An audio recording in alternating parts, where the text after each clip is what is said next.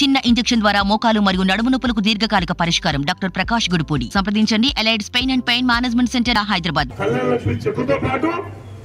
రాబోయే రోజుల్లో అతి తొందరలోనే తులం బంగారం కూడా ఇస్తామని చెప్పిన ఈ మొత్తం భారతదేశ చరిత్ర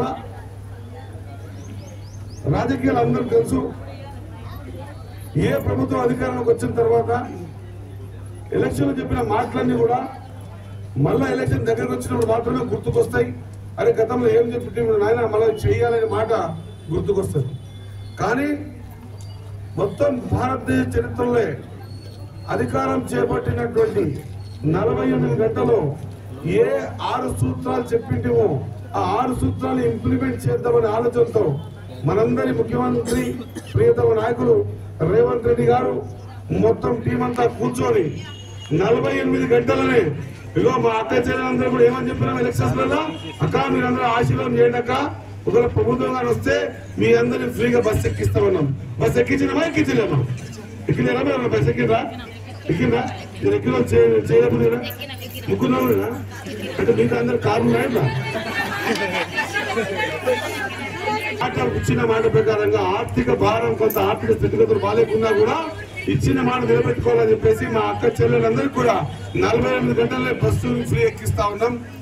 అదే మాదిరిగా ప్రతి పేదోడు 5 లక్షల రూపాయలు ఆరోగ్యశ్రీ కార్డు ప్రకారంగా ఏ హాస్పిటల్ పోయినా కూడా అది దాటిపోతే వారి జీవన విధానంలో మార్పు వస్తుంది. వారికున్న చిన్న ప్లాటో లేకపోతే ఎకరం భూమో లేకపోతే చిన్న ఇల్లు ఉంటే తాకట్టున పెట్టాలి. ఆ ఇల్లుంటే లేకపోతే ప్లాట్ ఉంటే అమ్మని అమ్ముకోవాలి. సేల్ ఉంటే గిరివెన పెట్టాలి. ఈ 3 లేకపోతే టక్కన గుర్తుకొచ్చి ఏంటంటే పెళ్ళం వెళ్ళ తాలిబొట్టు గుర్తుకొస్తాయి. అవునా కదమ్మా? పేదనికి ఏం గుర్తుకొస్తాయి? అవే కదా.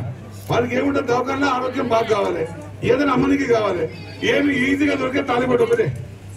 ఇవన్నీ జరగకూడదు, పేదోళ్ళు ఇబ్బంది పడకూడదు అనే ఉద్దేశంతో 5 లక్షలు ఉన్నటువంటి ఆరోగ్యశ్రీ కార్డుని 10 లక్షల వరకు ప్రతి పేదోడు దవాఖాన చేసుకోవడానికి అవకాశం కల్పిస్తుంది.